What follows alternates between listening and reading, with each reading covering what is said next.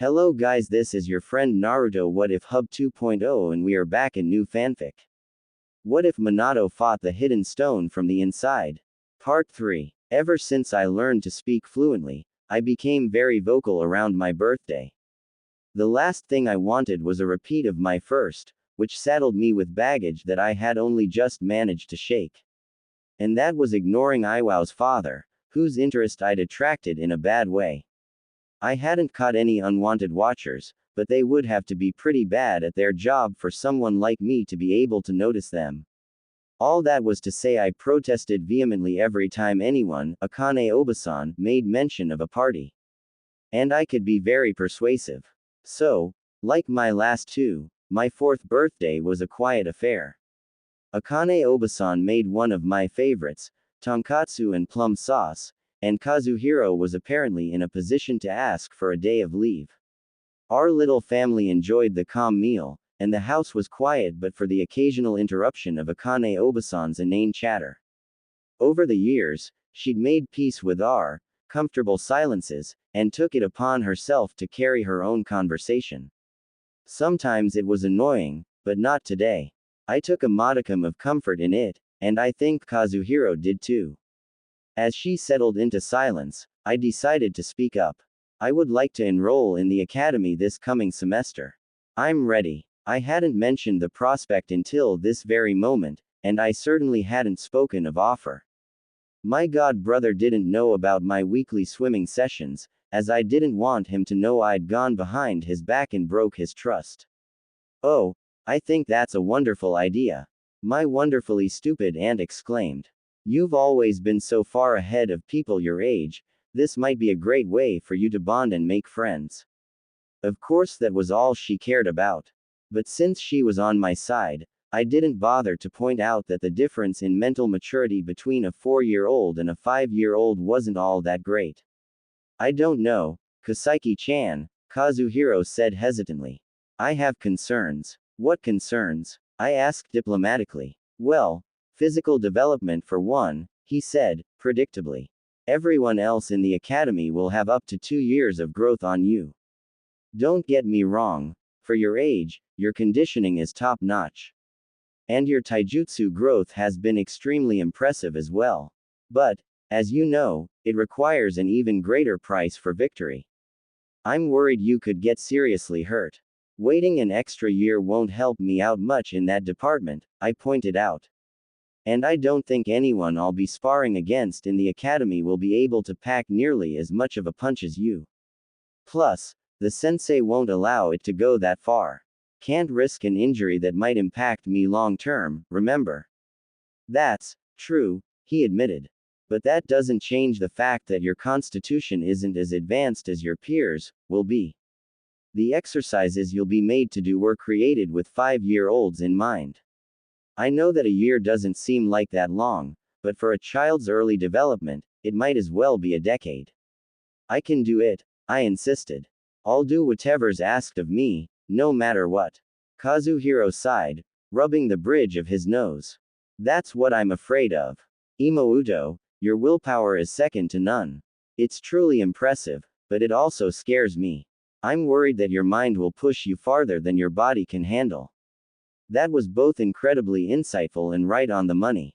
I could write a list of specific times I'd done just that, both in this life and the previous one. I understand, Ni-san, I said to butter him up. I know I have a problem with that. I'll try really hard to fix it. But I'd still really like to enter the academy early. It's just something that I feel like I have to do. He was silent for a long while, studying me like he often did.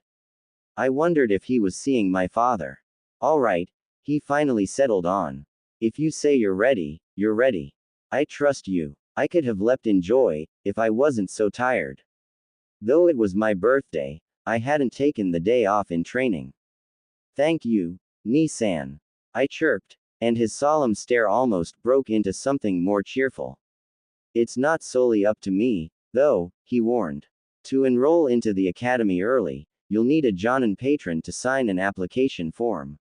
I'm moderately close with a couple, but I'm not sure they'll be willing to sponsor you. You might need to prove yourself to them. Nope. That's okay, Ni-san, I said hurriedly. You just get me the form, and I'll worry about the signature. He raised an eyebrow. And just how do you plan on doing that? I simply grinned. What? I thought you trusted me. I do, but Jonin aren't the type of people to fool around with, he said, gravely. Some have a sense of humor, and some really do not. Make sure your actions do not reflect poorly on yourself, or on me. These people could make or break our careers. I understand, I said more seriously. Consider this another test, if you want. If I can get a Jonin's signature, I should have no problem in the academy, right? He shook his head in bewilderment. You're the weirdest kid I've ever met, Imouto, he said, turning to Akane Obasan, who looked like she was about to cry in happiness at our sibling, nay, parental, bond. Have you ever met a 4-year-old who gives themselves tests? She gave a watery chuckle. I've never met anyone like Kaseki-chan in my whole life, 4 years old or 40. I stuck my nose up in the air.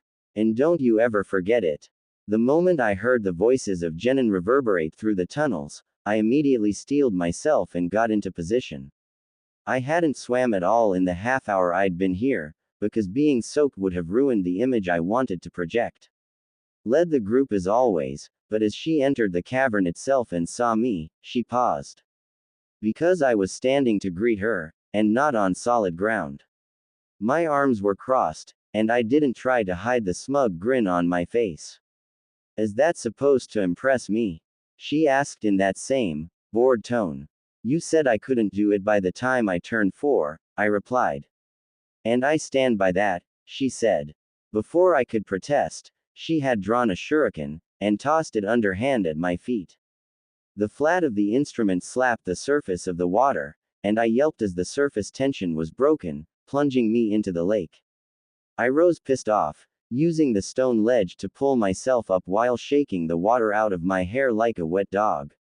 What was that for? I shouted. If you can't deal with disturbances in the water, and if you can't move, you can't claim to be able to water walk, she stated. Achieving stationary stability is the easy part, it's barely even step 1. Now, get me my shuriken. Those aren't to be wasted. I gaped at the audacity. Then why did you throw it at me?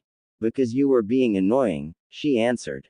Bragging can be useful, sometimes. But not if you can't back it up. Additionally, it was funny. Her eyes sharpened. Get it, or I won't sign your form. My grumbles were cut short as I dove deep into the dark water, searching for the shuriken by feel. The lake was quite deep, but this body's lung capacity had grown with all the time I spent down here. I wasn't forced to surface until I found the offending hunk of metal. Here, I muttered as I arose, finding that was already going through my bag. Privacy or consent, I guess, but there wasn't much in there. Just a change of clothes, a towel and the most important folder I possessed. She accepted the shuriken without even a thank you, and began to examine the text. Figures she wouldn't sign anything without reading it carefully first. Though apparently she was satisfied, because she filled out the bottom of the form without ceremony. I had examined the form myself earlier, and knew that I asked for the patron's name and shinobi ID number. Wordlessly, she offered the packet back to me, and I learned her name for the first time. Thank you, Endo-sensei, I said with a smirk. I told you not to call me sensei, brat, she said coolly. I haven't taught you anything. Maybe not directly, I countered. But it was your motivation that led me to teach myself a whole lot of stuff.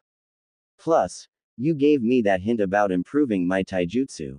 I think I'll be able to stand up to any of my classmates now. She blinked at me. What hint? You know, I said with a frown. About how I can apply chakra exercises to compensate for my lack of size. She hummed. Ah, I didn't have anything in mind when I said that. I just pegged you as the gullible, overthinking type that would leave me alone as she spent the next week or 5 dissecting my words if I implied there was a message hidden within them. Figures you would have found some meaning there. I'm pretty sure my face was purple. What are, really? Why are you so angry? She asked, infuriatingly. You obviously gained something from it. That's not the point, I screeched, and everyone winced from the noise. Even me. You'll never be a good shinobi if you let your emotions take hold of you like this, she said, but I wasn't as gullible as she thought. You know what they say. Fool me once, shame on you. Fool me, I can't get fooled again. You'll say whatever it takes to get me to shut up. I accused. I'm not going to take anything you say at face value anymore. Finally, the indifferent mask broke, and something almost resembling a smile crossed her face. Then maybe I did teach you something after all. Wannabe. Yoshiro had been an academy sensei ever since he had disabled himself in the middle of the Second War. There hadn't been any other option. He was part of an offensive in the land of grass, and had run afoul of an allied contingency of grass and leaf nin. He stayed back to hold them off as his peers finished the mission. His last resort, an A-rank fire jutsu that burned away his enemies along with his chakra coils, secured his team's success. Yoshiro hadn't expected to survive at all, so he readily accepted his retirement. For all of 24 hours. Then Lord Tsuchikage requested, as Yoshiro was a jonin and a veritable war hero, that he take a post at the academy. Though he hadn't wanted to, he agreed. That was 8 years ago, now. In that time, he had learned to take pride in his role of honing the skills of Iowa's future soldiers. Some would be destined to die as fodder, though who knows, maybe the peacetime would give them the opportunity to grow, but a small portion would become his peers. Jonin, the elite. A part of him enjoyed attempting to guess who those few would be. This current batch had several to keep an eye on. For instance, Katsuo and Katsumi, twins of the Kanjiki clan. They wouldn't be spewing lava for quite some time, but the elders of their clan never slacked off in disciplining the younger generation. Then there was Doi Hayato, a dark-haired kid with a sharp look in his eye. The Doi were a small clan, but their few members all made jonin if they survived long enough. They specialized in kenjutsu, which was a rarity in the Hidden Stone, and often worked as assassins. Another was Ashikaga Takeo. She wasn't from a clan, but her father, profession was redacted in her file, and Yoshiro was fairly confident he knew why. In a similar vein, Ishida Iwao was in this class. He was the son of Ishida Udai, one of the Red Ogre co-commanders. There was no way that man would let his son be anything less than exceptional. And, as always, there were the early enrollees. He had two this time, one being Ishimoto Eiji. His father was a jonin, so he didn't have to go very far to find a patron. Even Iwa wasn't devoid of nepotism. Perhaps he deserved this. Yoshiro wouldn't discount him just yet. Only time would tell. The other was a dark horse. Amika Saiki, and if her name hadn't captured his attention, her application and dossier certainly did. Both parents were retired jonin, just like he was. Slaughtered in the Fugataro incident, which was a catalyst for Iwa's aggression towards Konoha. The youngest Amai was only a month old, but had been found and recovered by an emergency team led by Tsuchibakori no Biwa. At the hospital, she was noted to have received few injuries at the time, though that would change over the years, aside from scarring to her vocal cords. Even then, she was noted to have an unnatural stoicism and pain tolerance, and a sensitivity to chakra. Adopted by her teenage god brother, she would later be admitted to the hospital for a variety of injuries. Yoshiro was no medic, but even he could tell that all of them were training related. Yet her guardians insisted that they followed a reasonable program for her age. If they were to be believed, the girl was mostly self-taught, something corroborated by internal intelligence. Why the shadow organization was keeping tabs on her, he had no idea, but his curiosity was certainly piqued. What truly solidified his interest was her patron, Endo Ayumu. Yoshiro knew her well. She had been a member of the team he was a part of during his last stand. She was only a chunin at the time, but had earned a field promotion in the wake of that mission. From her actions and the capabilities he witnessed, Yoshiro was more than certain that she deserved it. If the kid impressed someone like Endo-san, there was something to her. Which was why he paid his old comrade a visit. Amai has the most raw potential I've ever seen in someone her age, she said bluntly, and Yoshiro had been taken aback by the surety in her tone. Her internal chakra control surpasses nearly anyone I've ever met, and that's no exaggeration. I only know 2 others capable of sustaining an open-ended technique as she did, and they're both far older. Little more than a party trick as it is now, but if she ever becomes capable of pure nature transformation. She let the statement sink in. Some ninjutsu required a built-in time limit to function, while others were open-ended, and could theoretically be sustained indefinitely. However, in practice, humans could only feed a technique for so long. The idea that a child surpassed most high-level shinobi in this area was impressive, even though its uses were niche. Additionally, I'm fairly certain she's figured out a way to manually increase her chakra reserves, and by a degree well surpassing what can be achieved through traditional means in such a short time frame. Her hospital records show she was admitted for a dysfunction in her kaiman, which had resulted in an overproduction of chakra, he offered, eyes narrowed. Interesting. Did they have to provide any treatment for it? She asked. He had memorized the dossier by habit, so he didn't need to search for the answer. No, the issue had resolved itself by the time she went to the hospital. She even declined chakra letting. That was no accident or stroke of luck, Endo-san said without hesitation. She induced that dysfunction in herself, and on purpose. I would stake an A- rank mission's pay on it. That would be rather significant. Increasing one's chakra reserves was ordinarily something that took years of hard work, blood, sweat and tears. That's not the only reason I decided to be her patron either, she stated. She has an unparalleled drive, and a level of focus that borders on obsession. She'll become one hell of a shinobi, so long as those same traits don't lead her into an early grave. The image presented by the girl before him didn't live up to Endo-san's accolades. She stood out only because of how small she was, and how she ignored the other kids chatting around her. She wore burgundy pants that slightly resembled those a real Iowa shinobi would wear, with a pouch at her hip. Her top was brown, which, to him, was a statement all on its own. Brown flak jackets were the hallmark of Iowa chunin and jonin, after all. It was sleeveless, revealing that both arms, from upper chest to fingertips, were wrapped in bandages. Not the kind that would denote an injury, but ones that were meant to act as padding and as a means to hide things. The sharp look in her eye hinted at the nature Endo-san had described. But he wouldn't take someone else's word for it, even if said person was a trusted comrade. He would treat her like everyone else, perhaps even more harshly. Attention, new Iwagakure shinobi, he called, and the children wisely shut up. I am the head instructor for your batch, batch 67, who you will refer to as Yoshiro-sensei.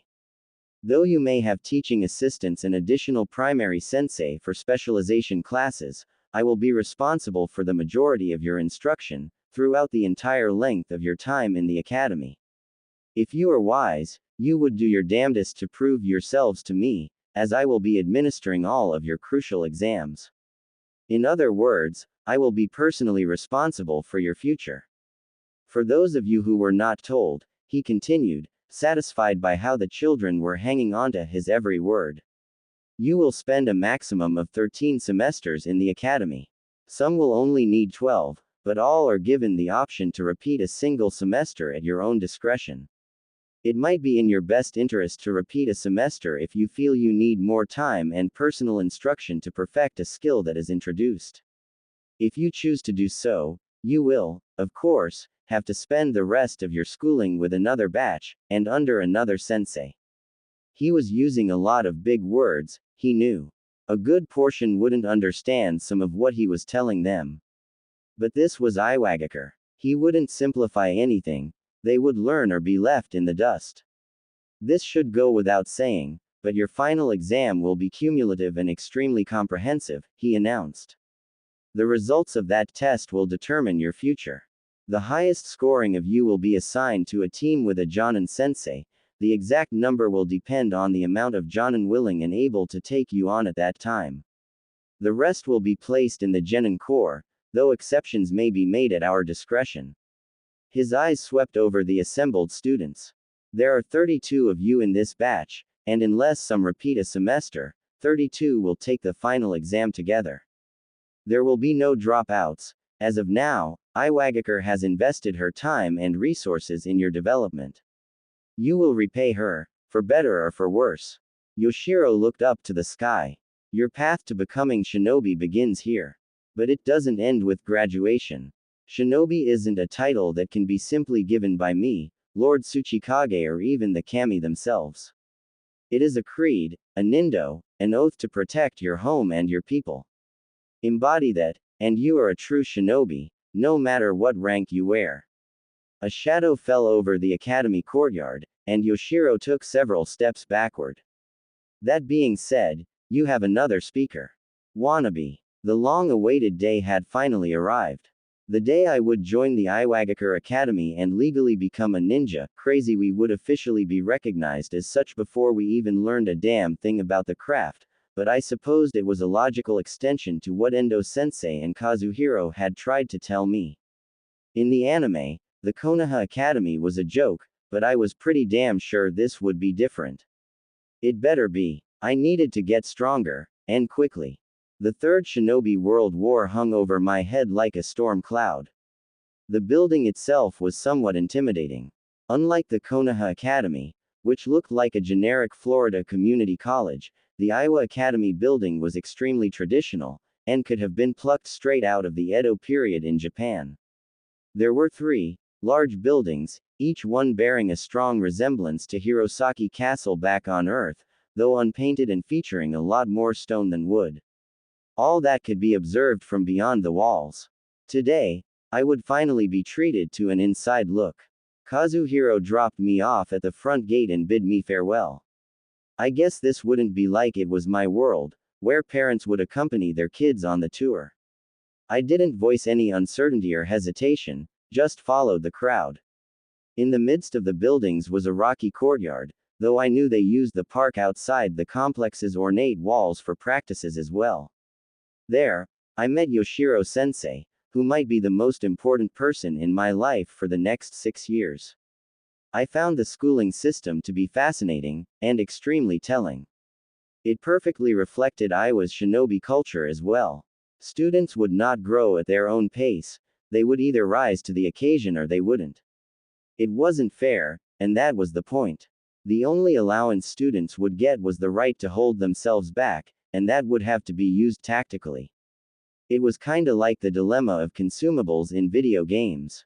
I confess to being a bit of a hoarder in this respect. I'd inevitably end up with a million temporary power-ups and health potions that I should have used a long time ago. I doubted I'd need to hold myself back a semester, but perhaps it would be a good move to at some point. Not to perfect material I was struggling with, that would be a waste. What I'm sure nearly all of my classmates didn't consider was that they could, at will, switch what class they were in. So, if they got along poorly with their teacher, who would be administering and grading their final exam, or if they didn't think they could score high enough in this batch, they could switch once. It was a double-edged sword, of course. A lack of bias and familiarity on the new sensei's behalf could work against the transferring student, or their new batch could be even more competitive. It would take a lot of research and preparation to use your holdback properly, which was no doubt the point. My contemplation abruptly cut off as Yoshiro Sensei's speech ended, with the promise of another speaker. I couldn't see said speaker, but I knew that they were already here from Yoshiro Sensei's body language. Genjutsu. Was this a test? I'd never been on the receiving end of one before, something I would have to remedy as soon as I could, but I thought that I of all people should be able to detect it in my canals. There was nothing, so either my vaunted internal chakra control was as useless as Kazuhiro implied, or there was something else that I was missing. Who would this special speaker be, I wonder? I still didn't have a very good grasp of the authority figures in Iwagakure, the only one I knew was God. I'm an idiot. I snapped to attention the way I had learned in military school. I stood as tall as I could in this body, and the quick motion created a small crack of noise. It garnered a few strange looks from the kids around me, who clearly didn't know what was going on, and I intended for Yoshiro-sensei to take notice as well. But I wasn't certain he had, because I kept my eyes fixed on the little black dot in the sky. What does it mean to be a shinobi of Iwagakure no Sato? A wizened voice called, and I couldn't keep my breath from hitching. The sound didn't come from above, it was as if the very earth itself had spoken. Many other kids had worse reactions than me. Some jumped or yelped in fright, and some subconsciously fell into a ready stance even though there was no discernible foe. Kamizuru Ishikawa, my mentor in the first Tsuchikage, taught me that an Iwagakure shinobi is steadfast. Our unity, our indomitable spirits, that is what makes Iwagakure the strongest hidden village in the elemental nations. That is what I mean when I reference our will of stone. I barely had any time to comprehend his words when the courtyard began to tremble. That was the only warning we got before the ground beneath our feet erupted, and the courtyard, still in one piece, rose into the sky. I didn't let the curse leave my lips, even though this was the last thing I expected to be part of my academy orientation. In mere moments, the entire courtyard had been lifted well above the roofs of the 3 academy buildings, which were themselves considerably taller than most structures in Iowa. Almost all of my classmates had been knocked off their feet, and I surely would have joined them if not for my chakra sticking. Still, I stubbornly remained at attention, even as I trembled involuntarily from shock. Finally, the ground lurched to a stop, and I barely weathered the abrupt end to our ascent. Out of the corner of my eye, I glanced around at my class, finding that, aside from Yoshiro-sensei, I was only one of 3 people in the courtyard still standing, the others being a kid wearing dark gray and, Iwao. My old friend had grimaced upon realizing I had enrolled early and would be a part of his batch, but he made no comment and went about ignoring me. Respecting his wishes, I didn't make a spectacle out of it. But to say I was surprised to see him still standing at the end of that mess was an understatement. He looked different, and it was hard to articulate how. Perhaps it was in the way he carried himself. What happened after he severed ties with me? Now wasn't the time to think about that. The now slightly larger dot grew as it sank towards us. Others noticed and recognized it, and there was a mad scramble for everyone present to regain their footing before it touched down. To my batchmates' credit, most had shakily clambered to their feet by the time a small man touched down in front of Yoshiro-sensei. My first impression of Lord Onoki, the Sandaime Tsuchikage of Iwagakure no Sato, was that he was small. Taller than me at this age, of course, but I estimated he was only around 5'6", even though he was much younger than he had been in Shippuden. His nose was bulbous, but not as exaggerated as it was in the anime, and he was a hell of a lot more threatening. Even ignoring that little display, it was clear he wasn't taking the harmless grandpa approach the Sandaime Hokage had. No, this was a military leader, one whose strength wasn't merely a sum of his subordinates. I recognized the jutsu used from the anime. Doden. Chidokaku no Jutsu, Earth Style, Mobile Core Technique. I had seen it used only by the man before me. But he couldn't have done this all by himself. He must have had help, right? Right. He totally didn't. This man turned a meteor over half the size of Iowa weightless by himself. But why? Was this a test? Or did he want to assert his dominance, mythologizing himself in our minds while we were young, so we would subconsciously defer to him for the rest of our lives? I'm sure you have heard some variation of the expression, a mountain is only as strong as its base, he said as everyone tried to regain their bearings. I stand at the summit of the mountain that is Iwagakure no Sato. This is my view. Look over the edge and tell me what you see. A wave of unrest rolled over the group. Many were afraid to do as directed. I was among them, as I couldn't stand heights. But I pushed down that fear nonetheless, hoping the Tsuchikage wasn't a censor and couldn't tell that I was sticking myself to the stone bricks near the edge. What do you see? He asked rhetorically. Houses, shops. Yes, Maybe the mountains that shelter us. There was a smattering of agreement. All of these are true. What else? Someone said, people. Yes, there are people, he confirmed. They look small from up here, don't they? But if we were to go back down, most of them would be bigger than you or I. At least he was self-aware. I supposed if I was one of the 5 officially recognized strongest shinobi alive, I wouldn't be self-conscious about my height either. When we look at the big picture, no one person seems all that significant, do they? If I were down there, you might think I was a regular old man. If you could see me at all, that is. But I know, and you know, that every piece, no matter how small they look, is vital to the growth of the whole. Even if its value eludes you from your current point of view. I was getting chills, and it wasn't from the strong breeze. So begins your life as a piece of the Iowa Shinobi forces. Know that your time in the academy will not be easy and it will not be simple, he warned. You will be honed into the strongest piece you can be. Some of your edges will crumble, such is the way of this life you've chosen. But what remains will be all the stronger for it. That is how you can demonstrate your will of stone, by persevering, by growing stronger even when it hurts. Forge yourselves into the strongest piece you can be, and you will be rewarded. Failure isn't punished, but failure to try will bear consequences. Not gonna lie, the threat, vague as it was, hit different when standing on a platform suspended 50 feet in the air. But I'm sure I have nothing to worry about from all of you, he said, once he was certain the message had sunk in. I can see the will of stone upon each of your faces. With that, the Tsuchikage formed some hand seals, and the ground lurched once more. Our descent was slower than our ascent, but I could still feel the lightness in my heart from the drop. Fewer people lost their footing this time, as they were ready for it, and we soon touched down inside the academy bounds once again. Good luck with your studies, he said, turning his back to us.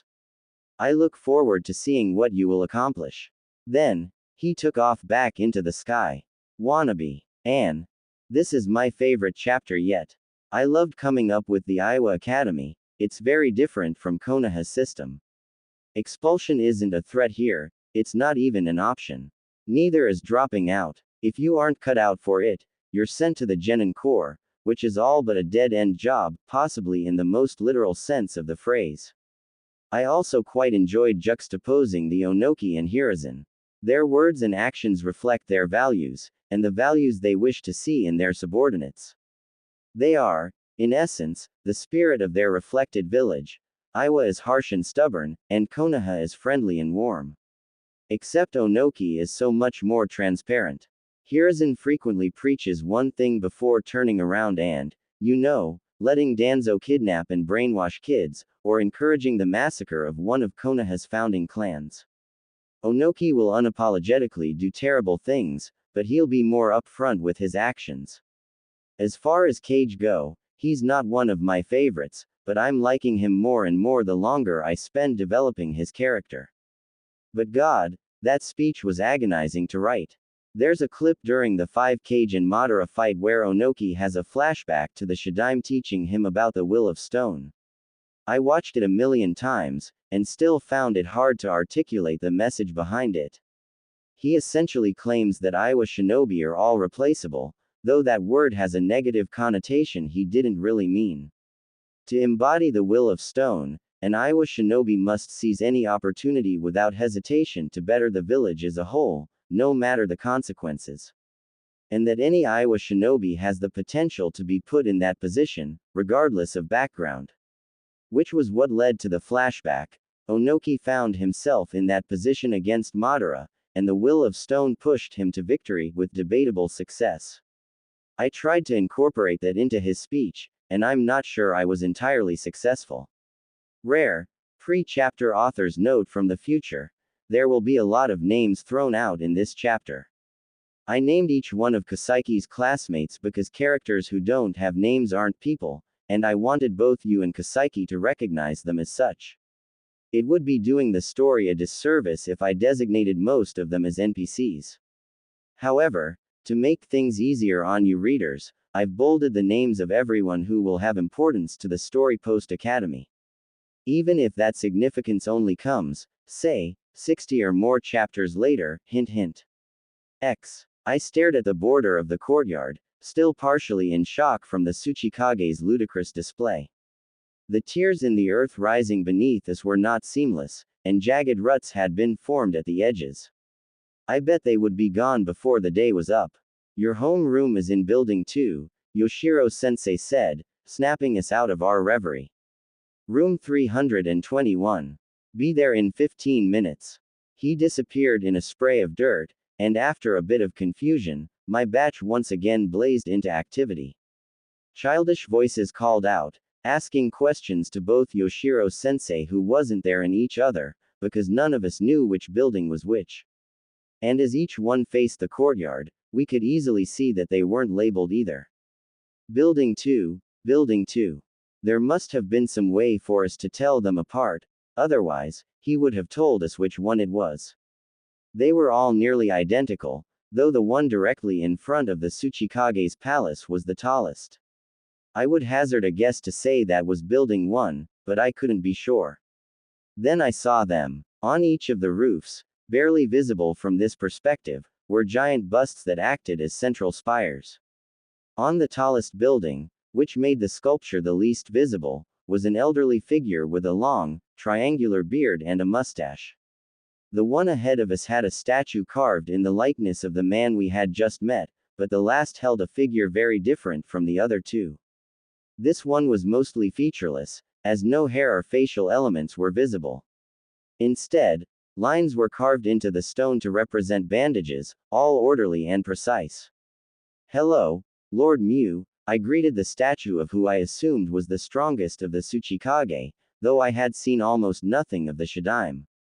Pretty sure he used the Kamizuru wasps instead of the dust release though. And, since the Sandaime wasn't a null man and presumably couldn't split himself, I was rather confident in my assumption. I wanted to be the first in the classroom, so I quickly and surreptitiously substituted myself with one of the stones the Sandaime had kicked up with his jutsu, landing near the side of what I was sure was the second building. The room was in the 300s, and since I was sure there weren't 100 rooms on each floor, I knew I needed to look on the third story. But which one? 321, I muttered. I had looked through the entranceway of Building 1, and it looked like there was a single hallway on that floor with long rooms on each side. Assuming that Building 2 had the same layout, my classroom would be on the opposite end of the building, on one of the sides. I was scared of heights, but that was overridden by my competitiveness. So, using chakra, I scaled the wall. Currently, I was incapable of vertical surface walking as it was demonstrated in the anime. Not just due to chakra ability, though that did play a role. Standing parallel to the ground was torture on the muscles, and it spoke to the pure physical potential of the shinobi in the anime that they could manage such a feat at all, much less for a possibly indefinite amount of time. I was an unusually muscular child, but I was still a child nonetheless, and my core couldn't handle such strain. But I could live out my fantasies of becoming Spider-Man by wall crawling. And, though 3 stories was higher than I had ever attempted before, I had little difficulty now, even with all of the artistic outcroppings that adorned the structure. Most of the windows I looked into were empty, which made me wonder why there were so many of them. But then I realized how the recently concluded war might contribute to empty classrooms. Shaking my head, I continued my search and nearly crowed in victory as I finally found Yoshiro-sensei standing at the front of an, as of yet, empty classroom. That would have taken away from my coolness factor, though, so I refrained. If this was my old world, the upper windows in a school would be locked. But in this one, they slid open with ease, and I climbed in to see Yoshiro-sensei looking at me with a single eyebrow raised. Amai-san, he deadpanned. Why are you entering my classroom through the window? So, he already knows my name. I'll go with the cool and mysterious approach. What kind of shinobi enters through the door? I asked stoically. A polite one, he retorted, and if my heart didn't begin to sink with that response, it did with his next question. Where are the rest of your classmates? A little flat-footed, I said, I assume they're on their way up now. His frown deepened ever so slightly. This was a puzzle meant for you to solve as a group. Sneaking up here by yourself is exactly the opposite of what I wanted you to do. Did you not hear Lord Tsuchikage's speech? We are all valuable pieces. Neglecting to help your comrades, especially when the inconvenience to yourself is so minor, will only ever come back to haunt you. What the I'm sorry, was I in Iowa right now, or Konoha? What the hell was this will of fire bullshit he was spouting? Don't get me wrong, I didn't disagree with anything he said, and in a more drastic situation I would have made very different choices. But this was so far from what I expected an Iowa nin's mentality to be. I'm sorry, sensei, I said immediately, and before I dipped my head into a bow. I misunderstood the purpose behind your test. It will not happen again. I believe you, he said. But you are in the academy now, and I am your mentor, not your family or friend. Any failure will beget consequences, that is how you will learn. What the? I was expecting to get praised for this, not punished. It was the first day, no, hour, for sake. I will accept whatever punishment you deem fit, I said, even though my ears burned. I will administer no punishment, he corrected, and my stomach turned. The punishment you will receive is simply the natural consequences of your actions. As if on cue, the door burst open, and a crowd of panting children burst into the room, headed by, Wow. Iwao just keeps surprising me, doesn't he? It was clear he had himself or had been chosen as a leader. A real white knight. And I had just painted myself as his dark counterpart.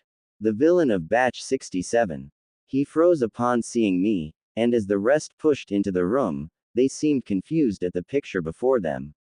Congratulations, Amai-san, Yoshiro-sensei drawled, loud enough for the rest of the class to hear. If this was a race, you would have won. Now, everybody take your seats. Wannabe. So began what I would have called in my previous life, syllabus day. We were taken between each classroom we would use, and met all the assistant teachers that would be instructing us. There, they shared the itinerary for the coming semester, along with their expectations for us as students. Since we were so young, everything was rather basic. The day began with arithmetic, which, if I wasn't a reincarnated adult that could already do it perfectly, would have pissed me off. I had been cursed to start with first period math all throughout high school, to my detriment, and it seemed to carry over to this life too. My next period was survival, something I knew considerably less about. We would be learning a lot of theory, and apparently a lot about knots, which my sailing prowess might give me a head start in. But there would also be a unit on foraging, and tents and stuff. Those classes would each be an hour and 15 minutes long. After that was physical conditioning, which was 2.5 hours, followed by lunch. That lasted an hour, and we were encouraged to make use of the showers during that time. Communal bathing, which was completely ordinary in this culture, was something I would have to get used to. After that was an interesting class, ominously titled Consequences. Yoshiro-sensei explained that its purpose was to put us through mental exercises that would force us to foretell cause and effect relationships. Basically, he would run us through what-if scenarios with varying levels of complexity, and we would attempt to speculate what ramifications they would have. Later, the scenarios would become open-ended, and we would be expected to come up with courses of action to take, and defend them against critique. It was an interesting premise for a class, and I could imagine how it would be helpful in the development of the shinobi mindset. That was an hour and 15 like the other theoretical classes. That was followed by a class that killed 2 birds with 1 stone. It was a written comprehension class, but the topics we were reading about would all be history related. And no doubt heavily edited and propagandized, though that was beside the point. Next was sparring. Pretty self-explanatory. We would fight each other, though that wasn't all. Each fight would be followed by an analysis that the entire class would take part in. Which could potentially be very traumatizing for these kids. That took 2.5 hours, but if we finished early, like Yoshiro-sensei told us we almost always would, the remaining time would be added to the next and final class, which was calisthenics. We'd do full body strengthening, aerobics, flexibility training, and we would build habits geared towards increasing our body's overall health. After that, we would all limp back home. We wouldn't touch weapons or chakra this semester, and likely the next few semesters after that. That didn't surprise me. What did was that there were no martial arts classes, which didn't make sense to me, especially considering we would be sparring. If the sparring class wasn't used to refine our technique, what was the point? There had to be one. Otherwise, we would just be reinforcing our comfort with a personal fighting style that might conflict with the stone fist. I would ask that question another day, after Yoshiro-sensei hopefully forgot about the earlier incident. Before the man let us out early for the day, he had us do icebreakers. And not the surface level ones Kakashi made Team 7 do. Your batchmates will be your closest comrades, and not merely for the duration of the academy, Yoshiro-sensei said. Those of you who secure a Jonin-sensei will also be assigned teammates from this batch. Those of you who do not, will be grouped into squads composed primarily of your batchmates. Your survival could very well hinge on your relationships with one another. So, let us gain some familiarity. Begin with your names, he instructed.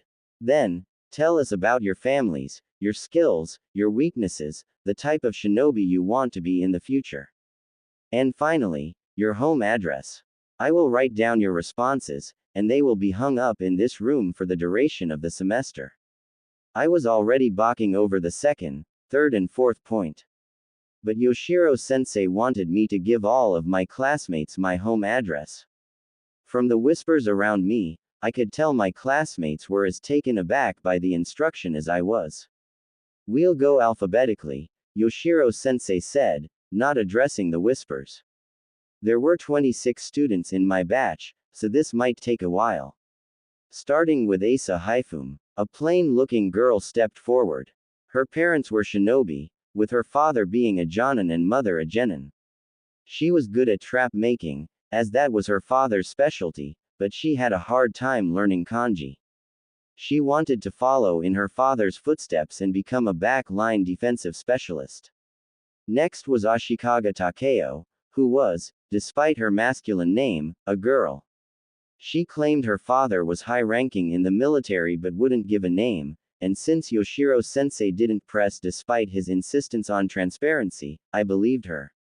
I also assumed that meant her father was a jonin. Her mother was a civilian, however, and primarily took care of her. She was proficient in taijutsu and stealth, but was still unable to unlock her chakra. The fact that she mentioned it at all was telling. She also said she wanted to follow in her father's footsteps. Banryo was a scrappy-looking kid, obviously poorer. His parents were both genin, and he seemed very confident in his fighting ability, though I got the feeling that said confidence was unwarranted. He strongly gave off brawler vibes, and though he was substantially bigger than every other kid in this batch, he wouldn't be able to keep such a considerable size advantage forever. Especially when chakra was introduced as the great equalizer.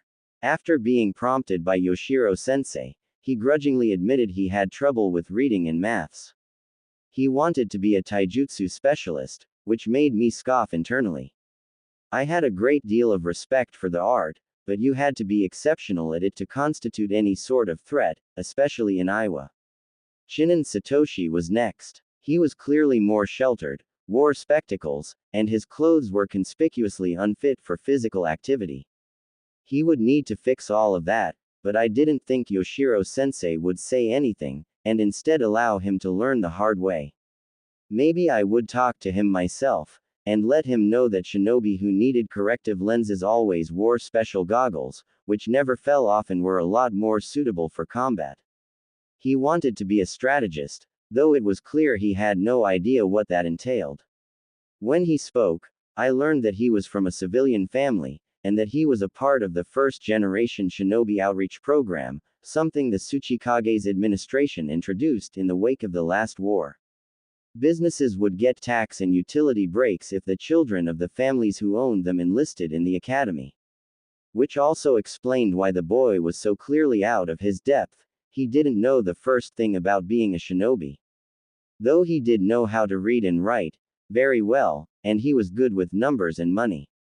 He also knew how to sew. Then came Doi Hayato, one of the few clan kids in this batch, who I had noted during the Tsuchikage's demonstration. His parents were both jonin, and were in the process of passing on their skills as swordsmen and stealth specialists onto their son. He said that he was so far proficient in both, but he said it like someone who was clearly understating his abilities. He had a difficult time coming up with a weakness, though he ironically settled on overthinking and indecisiveness. He'd be someone to watch out for. Go Yosuke was another civilian born, and he and Satoshi might as well have been the same person. He was a touch more clued into the shinobi lifestyle, and the two of them looked fairly different as well. Yosuke was blonde and wore no glasses. But his skills and weaknesses were the same. He wanted to be in shinobi administration. Hatanaka's show followed, and he was shinobi born, with both parents being chunin. Apparently, they were also in the same academy batch, and if he wasn't a young child, I would have been suspicious about why he would have included that tidbit. He said his strengths were his endurance and physical conditioning, though he didn't use those words. His hands were bandaged like mine, though a lot more haphazardly, and I think that there were actual scrapes and bruises underneath them. He wanted to be a frontline fighter. Then came Higamari, a thuggish-looking girl with an ever-present scowl and short black hair. Her father was a jonin, her mother was a genin, and she also listed physical conditioning as her strengths and reading comprehension as her weakness. I was sensing a trend with shinobi-raised kids. She said her father didn't have a specialty, which was rare for a jonin, and that she wasn't sure if she wanted to specialize either. It was then that Yoshiro-sensei interjected, apparently deciding it fit to reveal something that would happen later on in our education. During your 6th semester at the academy, he revealed, you will be assigned a specialization, chosen by a committee composed of myself and several other masters who will have secretly evaluated you over the course of your schooling. We will come to a decision based on the personal attributes we see in you, your abilities, and the village's needs. Your wishes and your family's wishes will not be taken into account. Once that happens, you will take small group classes, in which you will receive personalized instruction and practice. While I liked the sound of that in general, I was not a fan of the, your wishes will not be taken into account, part. Something that was echoed by my classmates, in their expressions at least. They were too afraid of Yoshiro-sensei to vocalize their thoughts, however. I understand, sensei, Mari said. I have no issue with that. He nodded in appreciation and cued Hirose Daigo to introduce himself next. The boy had a jonin father and a genin mother, and physically didn't stand out in any aspect other than his eyes, which were acid green. Then he revealed what he wanted to specialize in. I'm proficient in genjutsu, he said blandly, and I all but balked at the wording. He was proficient. Not. He was learning. Most of these kids hadn't even unlocked their chakra yet, some didn't even know what it was. My weakness is auditory genjutsu, he continued. I wish to be a support-type shinobi. Do not practice your genjutsu on any of your fellow students, Yoshiro-sensei said sharply, and Daigo frowned. Mochiron, sensei, he replied. My father has been very stringent in disciplining me on the matter. Do not worry, I will not test myself in this setting. Satisfied, Yoshiro-sensei nodded and called my name. It seemed like it was my turn. While I had been half listening to my batchmates' introductions, I had been mostly distracted thinking about what I should say. How should I play this? I needed to offset my not great first impression somehow, so should I take a friendly approach to make people like me? That might have worked if Iwao wasn't a factor. I'd never be able to contend with him in terms of popularity, and I really didn't care to try. When his feelings towards me came out, no amount of smiles or laughs would protect me. My alternative would be a lot less mentally taxing on myself, theoretically. And it might be better for branding, later on. But holy was it annoying, and it would make me the biggest hypocrite to ever reincarnate in the elemental nations. Amai Kasaiki, Yoshiro sensei called, and I sighed as I stood up at my desk. Immediately, I could see my classmates perk up, eyeing me with poorly disguised interest. I was the biggest wildcard to them, conspicuously smaller, but I somehow arrived at the classroom before all of them. I hummed lowly. My name is Amai Kasaiki, I said. My parents were heroes, Jonin who were disabled in the war. Instead of retiring, they chose to act as a final defense against invaders, and were stationed in Fugataro, a small town near the border of the Land of Grass. 1 month after I was born, they were murdered by Leaf Nin, who massacred the entire town. They set it ablaze, and the smoke scarred my lungs permanently. I was rescued, and survived against all odds to be raised by my god brother. He named me Kasaiki, because that is my destiny. To burn Konoha to the ground, just like they did to my home. To do that, I will become the strongest frontline ninja you will ever meet. I paused to let that sink in before continuing. My strengths, I am skilled with chakra work, and have learned the few ninjutsu people have been willing to teach me rapidly. My chakra reserves are quite large for my age, and my control is above average as well. Taijutsu, my technique is good, but I don't think I will have much talent in the art until I grow a little. I have no training in other shinobi disciplines, though I do possess some theoretical knowledge when it comes to biology and medicine. My greatest weakness is that I have the tendency to become extremely engrossed in my interests, to the point that I develop tunnel vision. I bowed my head. Yoroshiku onagai shimasu. What ninjutsu do you know, Amai-san?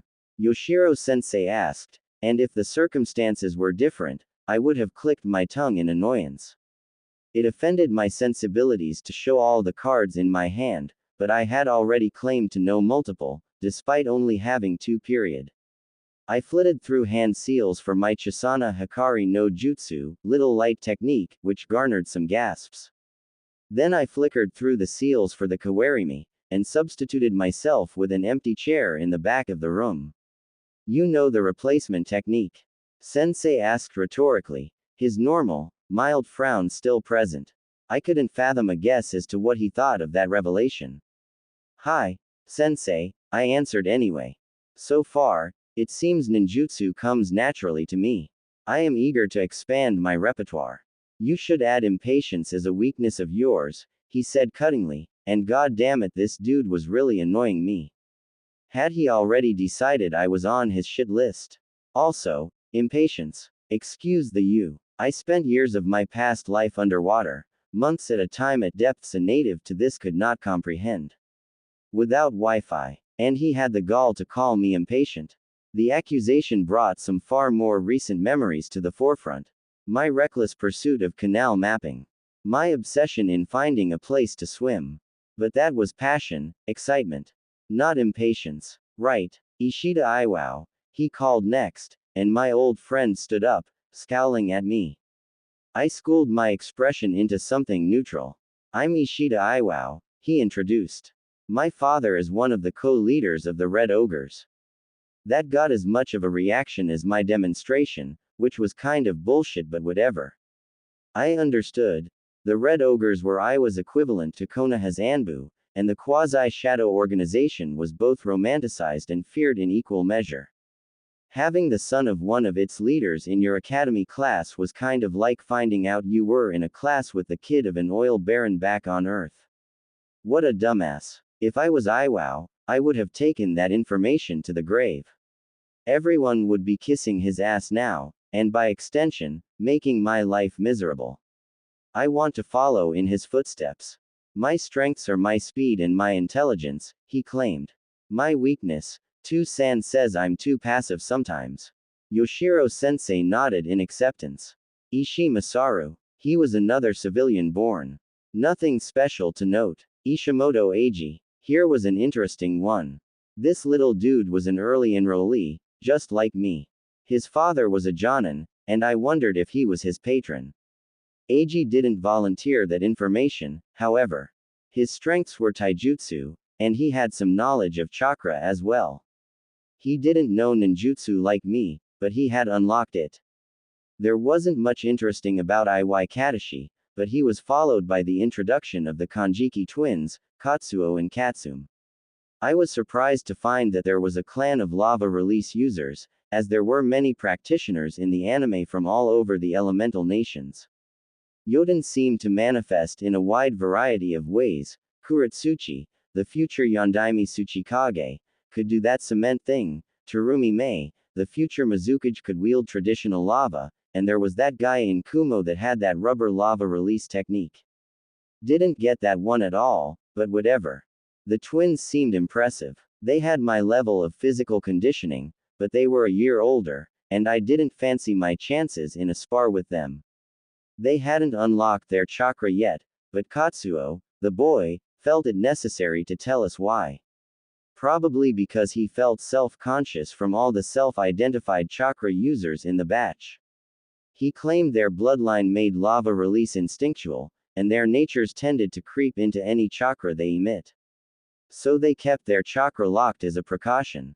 Now that he mentioned it, I think I recalled hearing something to that effect in the anime. If it was true, I would emphatically support their self-restraint. Maki Amy was next, and I pitied her immediately. Not only was she a civilian as clueless as Satoshi, she was also a girl. Was very much a thing, as evidenced by the male-to-female ratio in this batch and the shinobi forces beyond. It could also be seen in the specializations of said kunoichi. The stereotypes in my last world were similar, though there were some differences as well. The biggest had to watch their backs, though. Iwa kunoichi were a lot less passive than civilized people were expected to be back on Earth, and many had the physical might and inclination to retaliate against assholes. I couldn't wait until someone tried that shit with me. Unfortunately, little Amy did not fall into that category. She stammered all throughout the introduction, and projected more unsurety and delicacy than Hinata. If she wanted to survive in this world, something big needed to change. Nagao Takeshi was another background character with a Jonin father and a Genin mother, making him the fourth person so far in that situation. Once or twice I wouldn't have blinked at, but four. That made me suspicious. Men in positions of power marrying women of a much lower station, whose circles likely never touched, it left a bad taste in my mouth. Maybe it was nothing, and maybe there was a perfectly benign reason I couldn't see yet, but it was something I should look into when I was in a position to do something about it. There weren't any other interesting people in my class, and my brain was reaching its retaining information about new people limit. God, I wish I had observed. Osaki Ken was a kid of low-level shinobi. Oe Kyo was civilian-born. Tengen Nao, Uemura Nobu, Yusui Ichiro, Watanabe Misao were all the kids of low and mid-rank shinobi as well. Yamada Eiji might have promise, but he was lackluster compared to the other Eiji. And finally, came Yasui Shiori, who was only notable for her white hair and the fact that she was an orphan. I was surprised that she was the only one in that position, until I realized I had been born at the very tail end of the conflict, that the majority of the war orphans would be amongst earlier batches. Now that you are all acquainted, Yoshiro-sensei drawled, remember. From this very moment, you are comrades. Iwa is neighbored by enemy nations that would wish death and destruction upon us. The only ones we can trust are ourselves. We must stand united, or we will die alone. Together we stand, divided we fall. A common expression back in my original world, mixed with an undercurrent of xenophobia for flavor. The only ones we could trust are ourselves. Same shit, different world I guess. But what did I expect? This was Iwagakure no Sato. And, sorry for the info dump of names, I'm not too happy about it either. I had a strong temptation to go with the selfish, not caring about others motif for Kasaiki, but I decided it didn't suit her character. Besides, it's important for later down the line. My goal is to develop all, or at least most, of her batch. As Yoshiro said, they'll be important pieces, even after graduation. God, it's exhausting, though. This chapter took me twice the amount of time to write as all the other ones so far. I suck at coming up with names, them being in Japanese only makes it harder. I believe picking generic names is a waste of opportunity, so most of them were chosen with a purpose. I invite you to look up their meanings, so all my work doesn't go to waste. Regarding what might seem like weakness on behalf of Yoshiro, Konoha's will of fire most notably pertains to teamwork, so it's easy to tie that ideal to Konoha exclusively. But Iwa's will of stone doesn't contradict its importance, its take on it is simply more impersonal. For Konoha, teamwork means growing a close personal attachment to your comrades, so you will fight with all your heart to protect them. For Iwa, teamwork is simply about efficiency. You don't have to get along, but when it comes down to it, you will work together seamlessly or you will die. It is the height of stupidity for any military structure, in the real world or in fantasy, not to emphasize teamwork. And interestingly enough, we have, in the Naruto world, an example of what happens when a military structure does just that. AKA, Kurigakure no Sato. Objectively the worst of the 5 great nations, until Mei takes over at least. Its shinobi hoard power, only driven to obtain it out of the fear that their own comrades might kill them on a whim, and likely face no punishment for doing so. They live in constant fear and distrust, fighting as individuals instead of as a cohesive unit. It's no wonder they have a special unit specifically tasked with eliminating missing nin. And the Bloodline Massacre was a big ol' oof, they literally eliminated a great deal of their military might out of paranoia. No way in hell would that happen in Iwa. Power is everything to them, collective power. The closest they come to doing this is by making the Jinchuriki outcasts, but honestly, that's kinda common sense, if they lack the knowledge about Biju that we're privy to. Their Fuinjutsu knowledge is basically in the Stone Age, and, as far as they know, their greatest enemies can turn them into weapons of mass destruction. To Iwa, the purpose of having Jinchuriki isn't to utilize their power, but to simply keep them out of the other nation's hands. That's my take, at least. Hope it clears things up. Tadaima, I called as I walked back into Akane Obasan's home. Kazuhiro had left a note on our rarely used dining room table, stating that he had been summoned for a mission, which was a bit worrisome. These days, he typically showed up at the administration wing of the Tsuchikage's palace at a scheduled time and was assigned a mission he hadn't been sent for in over a year. I tried not to dwell on it too much. I'm sure my god brother would be just fine. A sniffling sound around the corner distracted me, punctuated by sobs. Slightly alarmed, I rounded the corner to find Akane Obasan reclining on a chair, crying her eyes out. "Oh, Kaseki-chan," she said, startled at my appearance. "Is it that time already? How was your first day at the academy?" "It was fine," I said, frowning. To call the sight disconcerting would be an understatement. I had never seen Akane Obasan sad before. She was always bubbly and cheerful, nagging in an endearing way and painfully optimistic. I'd never seen her upset even once. "Good.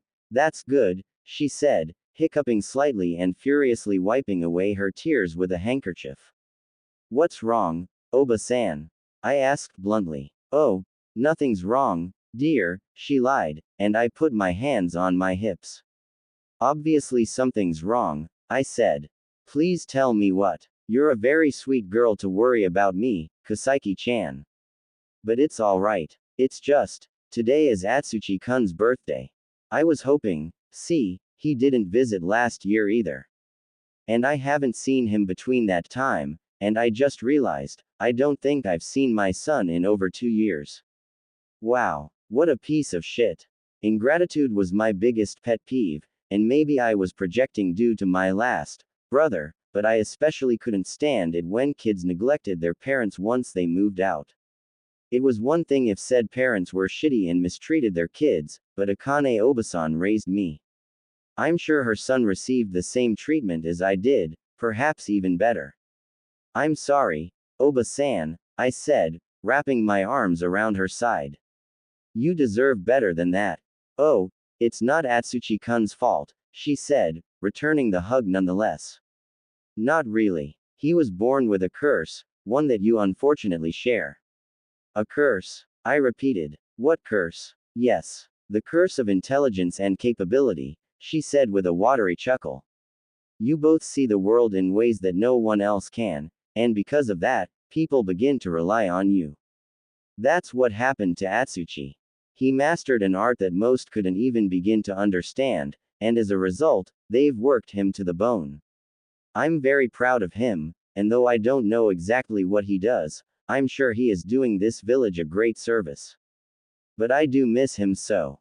Akane Obasan was clearly referring to Fuinjutsu, the art capable of sealing away the most destructive entities in this world. I understood why the powers that be might force him to work for 2 years straight, but I highly doubt they had clamped a literal ball and chain to his leg, or that they locked him in some cell. He could leave, if only for a short time. This was an important moment for me, because I came to a decision. I was going to learn Fuinjutsu, it was too powerful of an art form to neglect. But I refused to end up like Atsuchi. I would be keeping a tight lid on my studies, and not breathe a word of it to anyone outside of my family. Yep. There was no way that decision could ever come back to bite me in the ass. Wannabe. Later, I passed a note to one of the administrative staff on the first floor of the Tsuchikage's palace. Despite its formidable exterior, the building's inside was rather bland. It reminded me of an office building back on Earth, with even fewer windows. Could you please deliver this to Hamamoto Atsuchi-san at your convenience? I asked, standing in my tiptoes to reach over the attendant's desk. Hamamoto-san, the worker asked, clearly amused by my struggle. He knew who the man was at least, thankfully. Yes, please. It's a personal note. I assume I will not be allowed to deliver it myself. You assume correctly, he said, taking the envelope. I'll see what I can do, Chibi. We will have to screen it though, is that alright? Yes, that is no problem, I said. Arigato. The message was simple and mostly innocuous. Visit your mother. Wannabe. Kazuhiro hadn't known what to expect for this mission, but this was most definitely not it. His squad was large, made up of 3 chunin, including himself, and even more strangely, 3 jonin, none of whom he had ever met before. He worked with jonin occasionally, but since the war ended, never with more than 1 at a time. They were all at least twice as old as he was, and the type of humorless that he associated with people high up on the totem pole. There's a merchant, moderately wealthy, that would see the alliance between Kusa and Konoha restored, the most senior jonin, Nakamura Teruya, announced. His suppliers are in the land of grass, but his wealthiest buyers are in the land of fire. Unfortunately, simply killing him is not an option, as he has a long line of succession. Even if we work through it, ending his family line, he has high enough demand for his wares to ensure the venture would be picked up again by another. Assassination, in this instance, would only delay the problem and make it more difficult to contain in the future. Targeting his buyers is also out of the question, another jonin, Maeda Satoshi added. Many are a part of the fire daimyo's court, and the difficulty in reaching them is disproportionate to the urgency of the mission. Additionally, we do not want to target the suppliers in grass either. If for some reason we fail to mask our intervention, we would lose all of our current amity with Kusa, and drive them back into Konoha's arms. This would be the worst-case scenario. It would also be a shame, the third, Takeuchi Minoru proclaimed.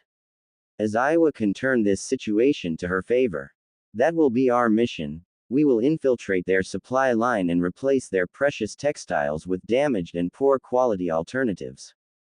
Once the buyers unveil our additions, they will lose faith in the merchant and in his Kusa-based suppliers.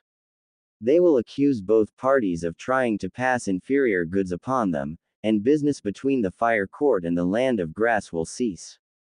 Kusa will be desperate to find new buyers, and our merchants will swoop in, securing trade deals at a much lower than market rate. It was an extremely convoluted scenario. Luckily, Kazuhiro didn't have to question his superiors, because a temporary teammate did it for him. Pardon me, sirs, a man slightly older than him, who Kazuhiro believed was named Sho-san, asked.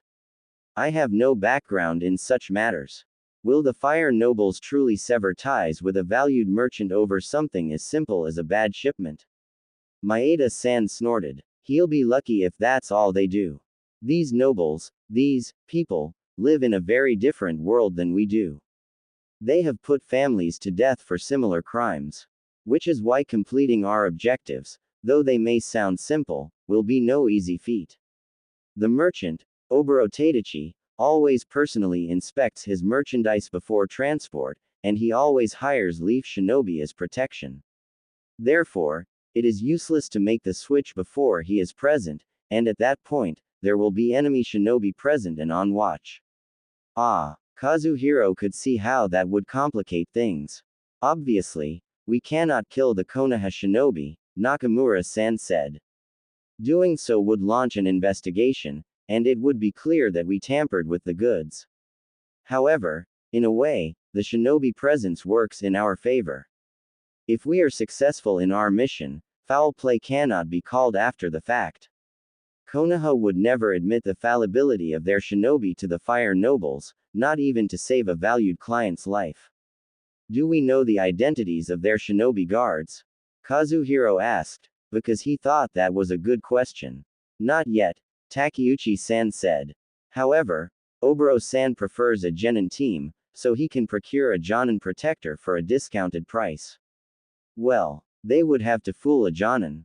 Even most jonin couldn't fool a jonin. Having 3 on their side was barely a reassurance. Oboro-san is set to arrive in 3 days, Nakamura-san revealed. We'll make it there in 2, and spend the 3rd planning. We'll go over additional details on the way. Wannabe. I wasn't expecting to be challenged in the academy. Even in the physical department, I considered myself well above what I thought my peers were capable of. I was wrong. The academic classes put me in a false state of security. Survival was almost entirely new material, but it was all introductory and edited to be palatable for kids, and arithmetic was arithmetic. I could do it in my sleep. Then conditioning happened. I was solidly in the lower middle, though given my growth disadvantage I suppose that was to be expected. Everyone with shinobi parentage had begun their education early, with varying levels of success. I couldn't outclass the kids with a jonin parent in any way, physically. On our first real day in the academy, Yoshiro-sensei ran us ragged, through a series of drills to gauge our baseline. There weren't weights to lift, which was good, because I knew that weightlifting at a young age could stunt growth, but we were made to do push-ups until failure, sit-ups, and laps around the park outside of the academy. He gave punishments in the form of extra workouts that encroached well into the lunch period directly afterwards to the 3 lowest scorers in each exercise, and the unlucky recipients turned out to be, in order, Amy, Satoshi and Yosuke. Yes, only the 3 of them. They fell last in every event. It's a good thing they were so shit, because I was in legitimate danger of joining them after the push-up test. I could only perform 23 consecutively, which placed me 22nd in the class. I fared far better in the endurance test. We were tasked with keeping pace with a genin assistant, Kenshi-sensei, for as many laps as we could manage. Lagging behind too much would be considered a forfeit, and so would stopping, of course. I kept with him for a respectable 12 laps, each of which I estimated to be a bit longer than the standard track length. That meant I ran over 3 miles, basically a 5K, albeit at a very slow pace. That might sound impressive, especially for a 4-year-old, but don't forget, I was not in Kansas anymore. We all had chakra, and even if most of us couldn't actively use it, we still reaped benefits from its mere presence. Some kids lasted a lot longer, and among them was Iwao, who gave me a snide grin even as he collapsed a distance away from me in exhaustion. I ignored him, focusing on the Kanjiki twins, who were the only ones still keeping easy pace. The final handful of students dropped off, but it took an entire 4 additional laps for them to falter, even when Kenshi-sensei picked up the pace, which he hadn't done up to that point. He probably just wanted to move on. After an extensive cooldown, the majority of us were let go for lunch. I had a bento in my bag, but I ignored it, choosing instead to rush for the showers before anyone else did. I found them in the basement of the first building, and winced when I discovered that, while I had beaten the rest of my class here, there were 12 other classes, all with slightly different but mostly overlapping lunch periods. With carefully masked trepidation, I pushed open a door on the far end of the locker room, which I could hear talking and running water behind. It was the showers, as I thought, and they were almost entirely full. Not making eye contact, I quickly walked to the far, moderately less populated side of the room, my little soap caddy in hand. I pretended to ignore the lapses in conversation my arrival ushered and the whispers that rose to fill in the gaps, turning towards the showerhead on the wall as I mechanically went about my business. I thought 7th semester came in next. One whispered, "We should have more time to ourselves. She's so small though, maybe she's one of the sensei's kids." Oi, chibi. I sighed internally, and spared the speaker a glance.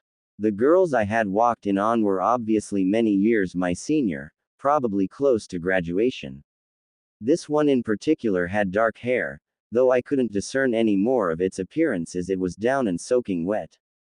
There was a smattering of oddly dark freckles around her nose and cheeks, and one of her incisors was a snaggle tooth that peeked through her lips even when they were closed.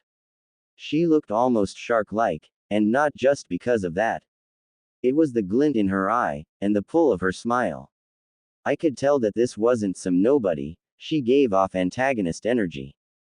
"Can I help you?" I asked with forced boredom, even though my heart began to race. I would get my ass kicked if I got into a fight here. I was hopelessly outnumbered, and I couldn't flee. They'd jump me before I could get my clothes on, and I'd frankly prefer that to being known as a streaker. "What batch are you in?" she asked bluntly. 67, I replied blandly. "Is that the newest one?" a bystander asked a friend. "How should I know? I don't keep count." "It is," I provided graciously, and the shark girl groaned. "Great. Does that mean we're going to have a bunch of brats coming in any second now?" "I don't think so," I said mildly, realizing I probably should have lied as soon as the words left my mouth. "I think most of them went to eat first," I finished belatedly, cursing myself. "I could be wrong, though." The shark girl hummed. "That's good, because they'd have to wait. We're not done yet." I grunted in acknowledgement, and turned back around in hopes that the conversation was over. But I couldn't be so lucky. "So why aren't you eating with them?" Shark girl asked. "They're noisy," I supplied. "And I don't particularly enjoy their company." She seemed to find that response funny. "Is that right? Or is it because they bully you? You look pretty shrimpy." "I'm small because I'm a year younger than most of them, and apparently humans grow a lot in that time," I retorted. "And I'd like to see them try to bully me." "Oh," the girl sneered, losing some of the humor in her voice. "What will you do? Set your daddy on them?" I had no idea what she meant by that at first, but then I remembered that most early enrollees were spoiled brats who got their patrons by simply being born to them. "My parents are dead," I said in a bored tone. "I was given the chance to enroll early because I wanted to, and sought out a jonin to be my patron." The girl arched an eyebrow. "You're telling me you impressed a jonin? I'm here, aren't I?" I drawled. She snorted. "Prove it." I bent down to agitate the bar of soap I had brought and used the resulting suds to lather myself. "Why should I? I don't care what you think of me, and I don't particularly want your approval either." "How about this?" the girl countered. "If you prove it, we'll let you shower with us every day. If you refuse, or if you can't manage it, you'll just have to shower with your class." "Come on, Hanabi," a girl tried to step in. She was blonde and had a round face. "Stop tormenting the kid." Hanabi, like Hinata's little sister. What a cool name. And fitting. This one looked like a firecracker, that's for sure. "Fine." I cut her off, to the rest of her class, surprise. "If this is your allotted time, you're within your rights to kick me out. But I'd rather you didn't," so I'll play your game. What are the terms? Hanabi considered the question, mocking grin still wide. How about this? You try and get past me. If you can make it to the doorway, you win. Sounds good. I narrowed my eyes at the grinning girl, keeping my gaze above the neck. Should be easy enough, I replied, caustically. But your friends have to stay out of it. Naturally. I'm not just going to take your word for it, I claimed. We're ninja. Tell them they have to keep one hand on the wall at all times. If they let go, that will count as intervention, and I'll automatically win. That's fine with me, she said magnanimously. As long as forcing them to let go of the wall is also prohibited. Naturally, I parroted. A technical victory wasn't what I had in mind. Are you seriously challenging a kid in the shower, Ichikawa-san? A dark-haired girl asked. I'm just being an attentive senpai, Suzuki, she retorted. I can't let her get a big head just because she got in early. Look what happened to Aki. He's insufferable. Oi, don't talk about Aki-kun like that. Are we going to do this, or not? I asked. Oh, we're doing this, Hanabi said with dark promise. The challenge will continue until you either admit defeat, or it's time for us to leave. We have about 8 minutes until the next class comes in. I won't even need one, I proclaimed. Whatever you say, Chibi. Suzuki, count us off. There was a put-upon sigh. You're so annoying. Fine. 3, 2, 1, go. As soon as the rushed countdown concluded, Hanabi sank into a crouch, fingers bent into claws. Almost literally, because I noticed for the first time that the nails were sharpened. Without ceremony, I flipped through hand signs, lunging to the side as Hanabi's eyes widened. Wait, what the foo? Too late. I had already replaced myself with a shower caddy nearest to the door and delicately pressed my hand to the frame. The Kawarimi no Jutsu replacement technique wasn't without its drawbacks or restrictions. It didn't miraculously switch me with an object of my choosing. I was propelled the distance between myself and it, just as it was propelled in my own direction. And yes, there was an art to orienting your body so the object you were switching with didn't collide with you at breakneck speeds. It also meant that, if there were obstacles in between its caster and their target, like the bodies of Hanabi's classmates for example, the jutsu would fail spectacularly. Hurting both me and the person I ran into quite a bit. If they didn't block my chakra tether to begin with, you can't substitute with another living thing, I'm still not sure why yet. That was the reason I insisted the other girls stick to the wall, leaving me a clear avenue of escape. I win, I proclaimed to the dumbfounded audience. Now, let me finish my shower in peace. I was very conscious of the fact that I was in front of 8, underage by my standard strangers, and I was really trying my hardest not to look at anything. I would really like to face the wall again so I could stop feeling like Orochimaru. Did you just use a jutsu? Hanabi spluttered, impressively not having slipped despite her quick attempt to block me. Yep, I answered, avoiding looking at her as I retook my place and slid the caddy in the direction I pulled it from. How? With chakra and hand seals, same as everyone else. You know what I mean. How did you learn a jutsu at 4? I didn't learn the Kawarimi until a year ago.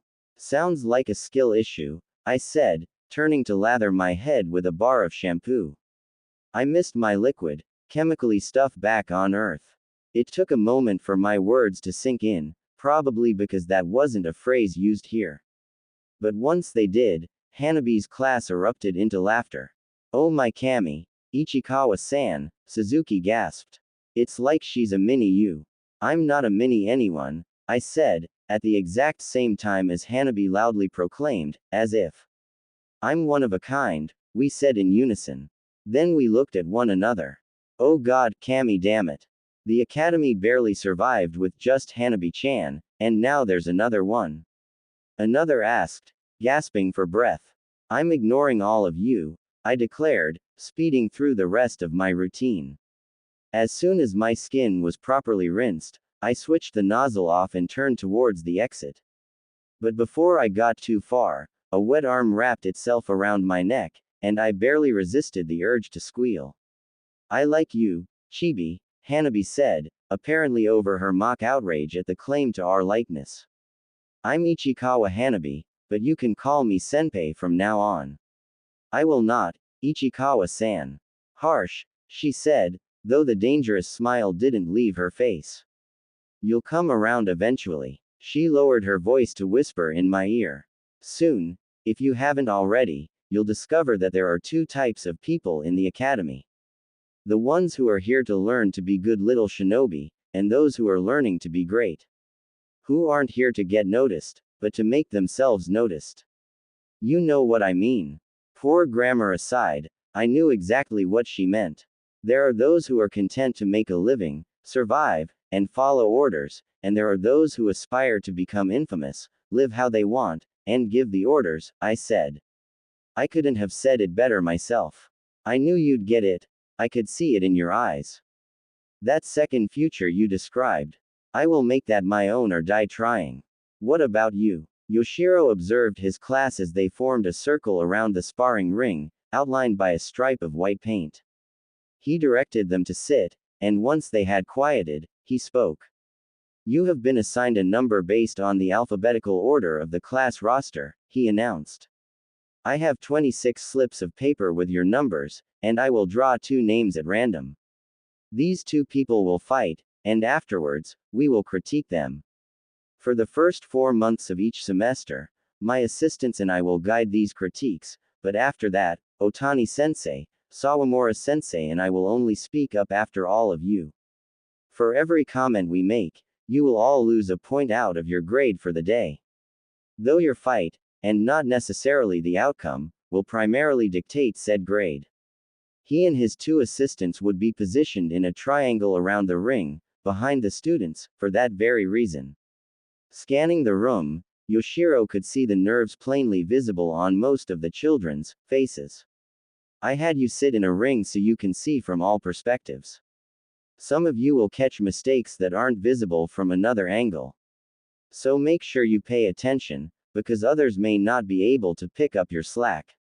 Once he was certain he had made his point, he continued. As referee, I will impose several restrictions. A ring out constitutes a loss. No ninjutsu or weapons of any kind are allowed. And when I say the match is over, it is over. Misconduct in this setting will be met with severe consequences. Are we clear? Hi, sensei, came the chorus, and he nodded. Good. Now, first will be, he picked 2 slips of paper out of the pile, number 15 and number 4. That would be, Kanjiki Katsuo and Chinen Satoshi. Take your places. The slips of paper were blank, of course.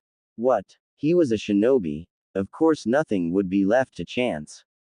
Each matchup had a purpose with varying degrees of importance. This one just so happened to be vital. Yes. The Kanjiki boy cheered. I'm first. The civilian boy was far less eager. He was shaking so hard he could barely make it to the ring. This seemed to disappoint Katsuo. Sensei, can I switch? He asked. I want a fun one. I'll preempt any such questions in the future, Yoshiro drawled. Once I call your names, there will be no swaps. You will fight your assigned opponent. If you are injured, sick, or have some valid reason not to fight, you will make me aware at the start of this period, or you will be granted no allowances. Katsuo gave a displeased sigh. Fine. I mean, yes, sensei. He faced the trembling Chinen, sinking into a ready stance that the terrified boy poorly tried to emulate. Try to make this fun for me, yeah. They seemed to wait for some cue to begin, but Yoshiro said nothing until it was clear they didn't know they could start. There are no countdowns in battle, Yoshiro proclaimed. The second you enter the ring, you yourselves are declaring the start of the match. Oh, great, Kanjiki said, and then he immediately blitzed towards Chinen, who immediately covered his face with his arms. Terrible. Most guards blocked a person's line of sight in some way, so it was important to make sure visibility was compromised as little as possible. Compensating with body orientation, situational awareness and sometimes other senses was a must. Covering your eyes completely should be the last thing one does. And for such a shoddy block as well. Kanjiki could have cleaved through it with ease, but he stamped his foot and circled into a hook kick instead. His heel easily swept aside the feeble guard, knocking off the kid's glasses in the process. Yoshiro was pretty sure that wasn't even on purpose. Taken completely by surprise, Chinen only avoided the following punch by falling on his ass. Desperately, he searched for his spectacles, and Kanjiki almost hesitated in his assault. But only for a moment. Just as he was about to boot the kid in the side, Yoshiro called the match. "Take your seats," he instructed, and they did as directed. Chinen's head hung low, glasses clutched tightly in his hand, heedless of how they may smudge. Clearly, Kanjiki-san was the victor, he stated, earning some snickers. "Can anyone tell me why?" "Because he's not a wimp," Banryo called, to some more laughs. Chinen's head sank even lower, and Yoshiro, eyes narrowed. "First of all, raise your hand when you have an answer," he said. "Second, rudeness towards your fellow students will not be tolerated. By the end of the academy, the deficiencies you notice now will be cut out, and you will all be true Iwa shinobi. If you cannot respect what your classmates are now, respect what they will become in the future. Am I understood?" "Hi, sensei." Teaching was only half of Yoshiro's job. The other was to foster camaraderie between the members of his class. He found it easiest to accomplish this objective by positioning himself as a villain that his students would have to work together to overcome. He was successful with his first batch, along with the most recently graduated batch he had stepped forward to instruct after the untimely death of their last sensei 2 years ago. He was praised for his effectiveness then, and he'd be damned if this one went any differently. "Good," he said. "Now, does anyone have a real answer?" Kanjiki-san was faster, stronger, and trained better. Osaki-ken guessed. "A more appropriate answer, but not as detailed as I expect it to be," Yoshiro said. "During these reviews, do not bother discussing your classmates' conditioning or note any obvious physical advantages unless your analysis builds off such an observation. These spars test battle awareness, so that is what we will focus on. Anyone else?" Then, their smallest student raised her hand, and he called on her. Chinen-san cut off his line of sight, she said. Even if he had the conditioning necessary to retaliate, this would have prevented him from reacting to Kanjiki-san's follow-up. Additionally, he was blinded further by the loss of his glasses. If he wore something more appropriate for our level of physical activity, that would not have happened. That is, specifically, where he went wrong in this fight. A good analysis, he allowed. He supposed that some of that intelligence Endo-san noticed was there, hidden underneath the ego. There were 11 other errors he had seen, but they were superfluous compared to the larger issues. Pointing them out would only serve to distract the boy. Normally, I would now ask what Chinen-san did right. However, there is nothing to speak of on that subject. He didn't say the words maliciously, but with professional detachment. Yoshiro wouldn't stand for bullying, but he wouldn't sugarcoat or coddle his students either.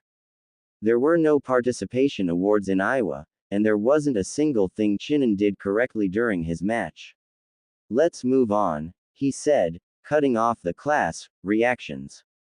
He took note of each jeering face, and mentally adjusted coming matchups accordingly. It seemed that there would be a lot of reality checks this session. "Can someone tell me what Kanjiki-san did well?" Several people raised their hands. It wasn't a particularly difficult question. He took advantage of Chinen-san's block and changed his angle of attack. He did display a degree of quick thinking, Yoshiro allowed as the boy preened. Now, what mistakes did he make? He could tell that the kids weren't expecting that question. Yamada Eiji raised his hand. Is that a trick question, sensei?" "No," Yoshiro lectured. "He might have won, but there is no such thing as a perfect victory. There is always room for improvement." Did no one notice anything Kanjiki-san could have done differently? Finally, a hand raised. "Yes, Amai-san," he asked, impassively. "He stomped his foot in his haste to switch attacks," she said. That might have allowed a more experienced fighter, if they for some reason allowed themselves to be put in Chinen-san's position, time to dodge or counter in some way. I'd like to see you try to change directions without making some noise, Katsuro muttered, ears red from the simple critique. But Yoshiro heard him. Kanjiki-san, Amai-san is doing you a great service by pointing out your mistakes, he said. Always remember, you learn more from failure than your victories. Besides, if she were to not speak up, you would be losing points out of your grade. His eyes slid to the little girl. Though he does raise an interesting point. What would you have done in Kanjiki-san's place? What would I have done in his place? Or, what would I have done if I was in Kanjiki-san's body at that moment? She clarified. Interesting. If you were in his body, I would have simply followed through with the initial punch, she said without hesitation. Chinen-san's guard was weak, and his arms were not braced in any way. They would have provided almost no obstacle. Additionally, he was at arm's length, but legs are longer. He was too close for a properly executed kick. The only reason his foot connected instead of his calf was that Chinen-san fell backward in shock. An experienced fighter would not have done that. They might have even ducked into the strike to rob it of even more power and place themselves in a better position to counter. So you think Kanjiki-san merely performed that maneuver as a means to show off, Yoshiro surmised. Kasaiki's eyes sharpened. Please don't put words in my mouth, sensei. I said nothing of the sort. Yoshiro hummed. You're right, I apologize. That was my own conjecture. He turned to Kanjiki, who looked about as red as the lava he'd one day spit. This ring is not for fooling around, he warned. Here, you will hone the techniques that might one day save your life, or allow another to end it. Treat this with the seriousness it deserves. Fear not, your classmates will learn your full potential sooner or later. He turned back to his pile of empty paper. Next is Ashikaga Takeo and Nagao Takeshi. Yoshiro knew Nagao Sr. He was well known as something of a misogynist, and such views were frequently passed from father to son. However, Yoshiro was in the position to nip that in the bud, so he would. Through the roster he worked, until he decided it was time for the pairing he was most curious about. Amai Kasaiki and Ban Ryo, Yoshiro announced, eliciting an uproar of whispers. Yes, he arranged a fight between the biggest kid in his class and the smallest. Frankly, he had no idea who would win. Amai didn't seem to have much of a reaction to the announcement. She simply inclined her head and rose, stepping forward only to stop just outside of the ring. Unlike anyone else before her, she did some stretches before taking the final step. Come on, quit stalling. Ban barked. She ignored his jeers, and finished at her own pace, which Yoshiro allowed, since they were way ahead of schedule. It would be months before he would see fights of any significant length. Predictably, the moment Amai set a single toe inside of the ring, Ban charged, surging forward for an easy ring out. That was the issue with allowing an opponent to settle into a more advantageous position first, especially in this setting. Dodging wasn't an option. His arm span was much too wide for Amai to slip around. Yoshiro was sure they would be treated to an instant elimination, and he already had a speech about overthinking, overestimating and situational awareness at the tip of his tongue. But then, Amai sunk into a low stance, and readied herself into a strong cross block. It was almost laughable, that was, until Ban struck out with a right cross that should have taken her off her feet. And she held, not giving even a millimeter of ground. The only indications she was struggling at all were the sway of her upper body and the wince of pain that was quickly erased. No one was more shocked than Ban. What the? He cursed. And if this wasn't a shinobi academy, Yoshiro might have told him to watch his language. But it would have been hypocritical to tell a future killer not to swear, so he held his tongue. Ban struck out with his other hand, and Amai readjusted the elbow of her blocking hand to meet it. Though the angle of contact should have made Ban's fist slide off, it stuck fast. What the hell? He yelped. Let go of me. As he yanked with all his might, Amai released the chakra in her left foot, letting the large boy tug her forward a step.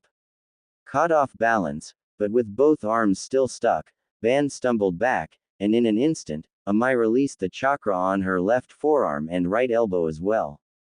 Her arm around his own floundering right, tugging it, and him by extension, forward. Simultaneously, she launched her already positioned elbow straight into Ban's gut with all the strength her shoulder and back muscles could muster. Ban was sent reeling to the ground as Amai released him with her chakra. As he wheezed for breath, Amai crouched and placed a knife hand at his neck to symbolize a kunai. Winner, Amai-san, Yoshiro intoned, and she skipped backwards to gain some distance from her discombobulated opponent in case he tried anything. She cheated, sensei, Ban spluttered as the class, shocked whispers echoed around them. He furiously wiped tears from his eyes, though Yoshiro wasn't sure if they were from embarrassment or the force of Amai's strike. She did something with my arms. Amai-san did not break any of my restrictions, Yoshiro said impassively. So she did not cheat. He might have banned ninjutsu, but he conspicuously didn't ban chakra altogether. Something Amai had obviously picked up on. From the previous day, he knew she had the ability to use chakra sticking, but to use it so effectively to defeat a much larger opponent. At her age, the first person to break Amai-san's hold during a fight will earn a reward, he announced, and the girl in question shot him a look of shock and betrayal. Of course, if you make a failed attempt, and that attempt leads to your defeat, it will still count against your grade. Now, he said, let's continue to the evaluation. Why did Ban-san lose? Few people understood what Amai did at all, and so, for them, answering that question was impossible. But after a moment, Hirose Daigo spoke up. He tried to overpower Amai-san with force. He didn't have intel on her abilities, and he underestimated her based on her appearance. He overcommitted to a single rush, and had no way to disengage once it failed. Additionally, he panicked, and assumed Amai-san wouldn't or couldn't let him go. Or perhaps he thought he could overpower her by pulling away. But the moment he shifted his weight, Amai-san capitalized, releasing him and allowing gravity and his own pulling force to unbalance him. An apt analysis, Yoshiro praised. Next, can anyone tell me what Ban-san did right? It took even longer for someone to answer, but eventually it was Amai herself that spoke up. He took advantage of the time it took for me to stretch, she noted. By rushing me before I could settle into a more advantageous position, he had very little distance to push me. In the future, I will make sure to stretch before I am called. That was all he had, as he didn't yet have the inclination to delve deeper into micro movements. Such analysis would come much later in their education. I suppose that leads into my next question, he said. About what mistakes Amai-san made. Did anyone notice anything else? No one did. He hadn't either, for this level of analysis. Good. We will move on to the next pairing then. Hatanaka Sho and Ishimoto Eiji. As the next fighters took their place, Yoshiro noticed Amai sidling up towards him. Can I help you, Amai-san? He asked. I apologize, sensei. But would it be possible for me to go to the hospital? I believe my ulna is cracked. Yoshiro sighed. Yes, you may. Do not dawdle. She thanked him and scampered off as Hatanaka and Ishimoto began their match. He would have to make her fight the last every day from here on out. He was certain this would be a frequent occurrence. A block was used to weather the force of a hit, while deflecting some of the concussive energy away from the body. But since Amai used chakra to keep the strikes from deflecting, she absorbed every bit of that energy. And currently, her bones weren't strong enough to bear it. He could forbid the technique, but it would be counterproductive. His students were here to learn how to fight for their lives, and such minor injuries could be mended in moments with Iryo ninjutsu. If she did anything that would lead to a more permanent injury down the line, he would put a stop to it then. She would probably be late to calisthenics a lot, but he wasn't worried about that either. Yoshiro could tell from a single look that she didn't need any guidance in that department. Wannabe. Every few days, after Akane Obasan went to bed, I would bust out the Fuinjutsu scrolls and attempt to teach myself the art. Every time, I would give up after around 30 minutes of research. Fuinjutsu was hard. It was hard, and stupid, and it didn't make sense at all. Or at least, the material I had to learn from was too convoluted for me to understand. It was like trying to read a physics textbook with a second grader's understanding of the subject. The few words present may as well have been written in Greek. A sealing matrix, the cool squiggly shape that formed the seal itself, was made out of kanji, but not normal kanji. Barely legible, heavily stylized kanji that looked different in every seal diagram I could find. Seriously, I had found the kanji for fire, one of the few I could consistently pick out regardless of font, written 12 different ways. I had vowed I would not try and actually make a seal, as they supposedly had the unfortunate tendency to explode if done incorrectly. If it didn't kill me, I would at least have to explain what I was up to. That vow lasted approximately 2 weeks before my frustration won out. I wasn't getting anywhere by staring at texts of gibberish, so I tried to copy down the simplest matrix I could find, that I could tell was complete, in any case, since most of the examples in these scrolls were partials. Not one of my smartest moves, but it didn't matter. The stupid thing didn't work anyway. It was supposed to, when activated by chakra, crawl up the page before settling down a couple inches above its original resting place. The damn thing didn't even budge. What the is with you? I whispered, shouted. If it wasn't night time, and if Akane Obasan wasn't fast asleep upstairs, I might have thrown something.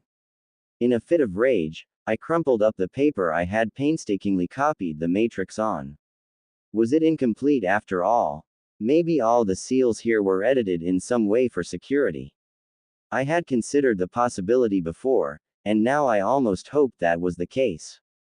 Because the alternative was that there was some additional, unknown factor that I was missing, and that would suck. If that was the case, I would simply have no way of pursuing the art without asking someone for help. There were still some scrolls one hadn't searched through, though that number was dwindling. I tore through them, saved for the end simply because they were in the top corner, and, as such, were the most difficult to reach. Among them, I found something. Honestly, I really didn't know what. There was a diagram of a seal matrix.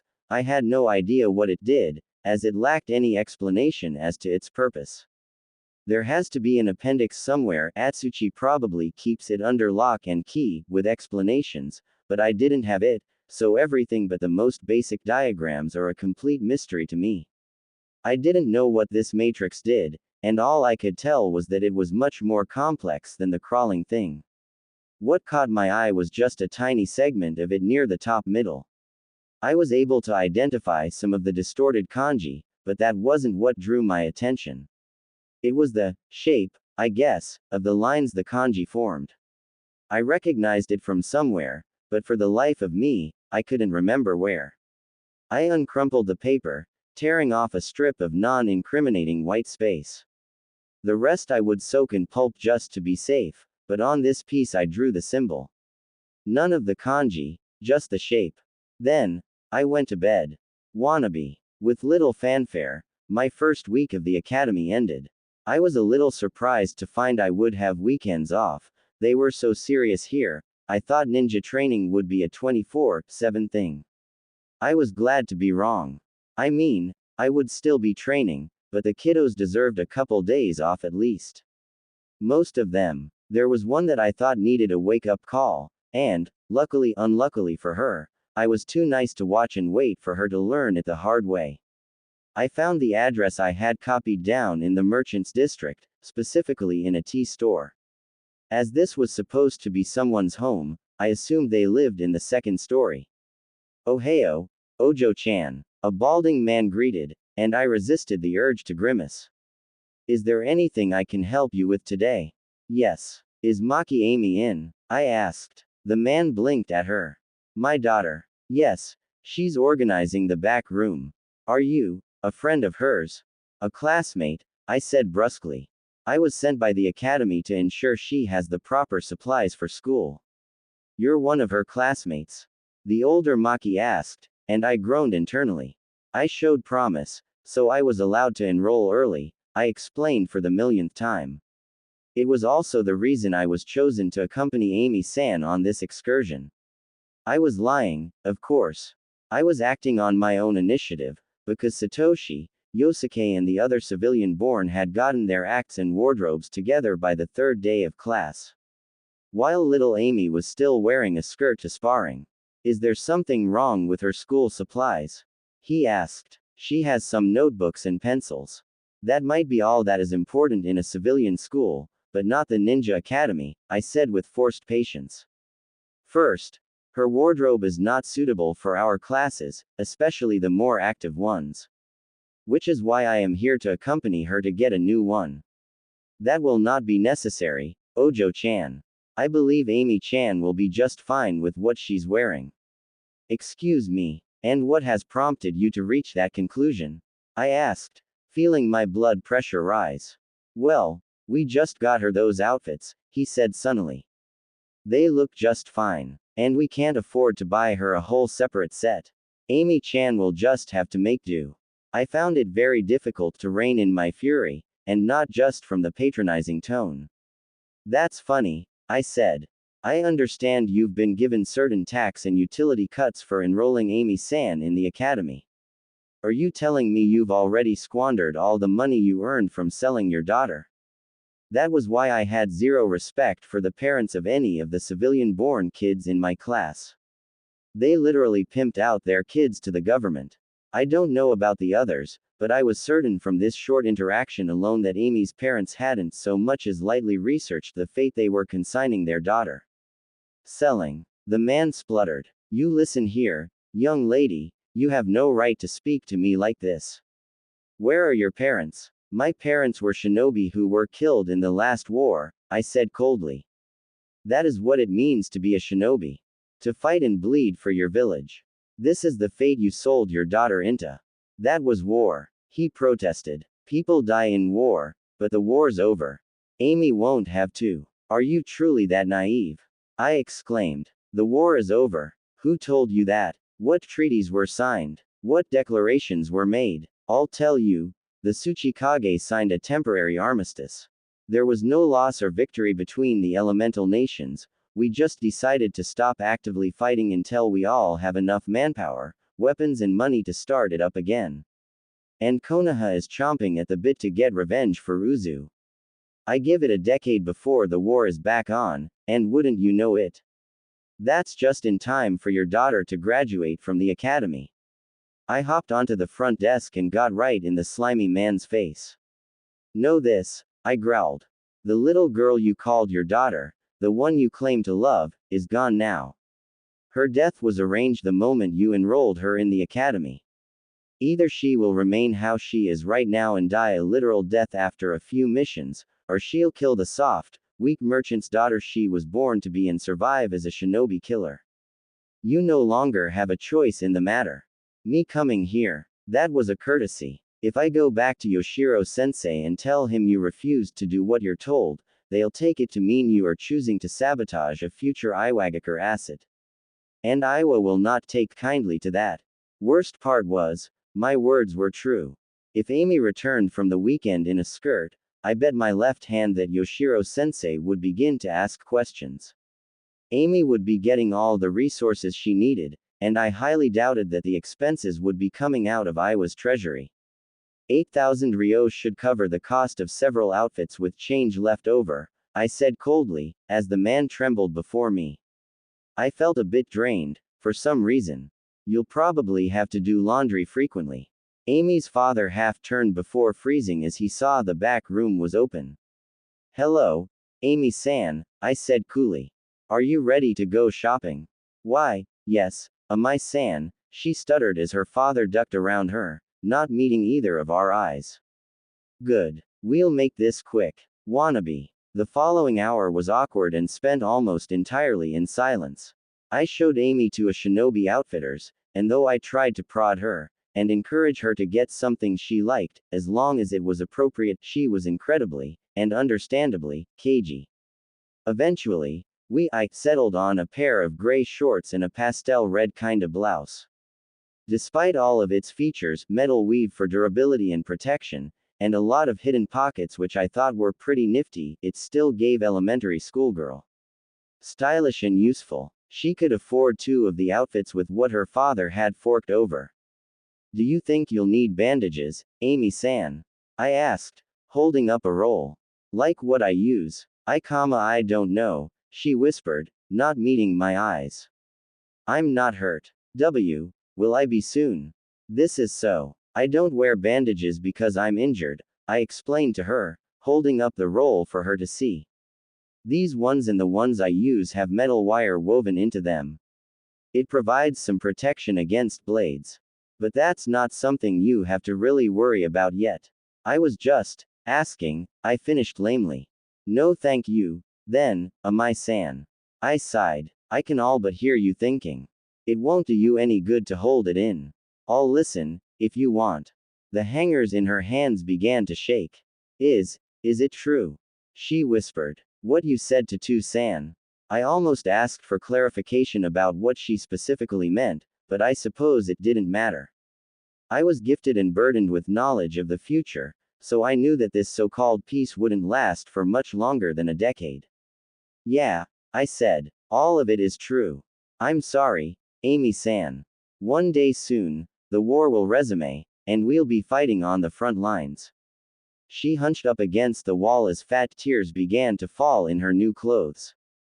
Amai-san, I'm scared, she said, her lips trembling. God damn it, I was not equipped for this. I never wanted to be a kunoichi. She blubbered. My parents said I'd just have to be one for 17 years after I graduate, and then I could retire to marry someone who could take over the tea shop. I could punch a wall, but I took a deep breath instead. The 17 years thing, that's technically true, I allowed. For now. But that number can change at the Tsuchikage's discretion. Last war, he upped it to 26, and it stands to reason he'd do the same again if he needs to. And in practice, I don't get the sense that people who are seeking to retire after the minimum amount of time really make it that long. There was a reason the Tsuchikage had felt secure in decreasing it at the war's end, despite his shinobi forces being at an all-time low. He didn't have many ninja left that would take him up on the offer of retiring early. The policy change was purely for show, to attract people like Amy.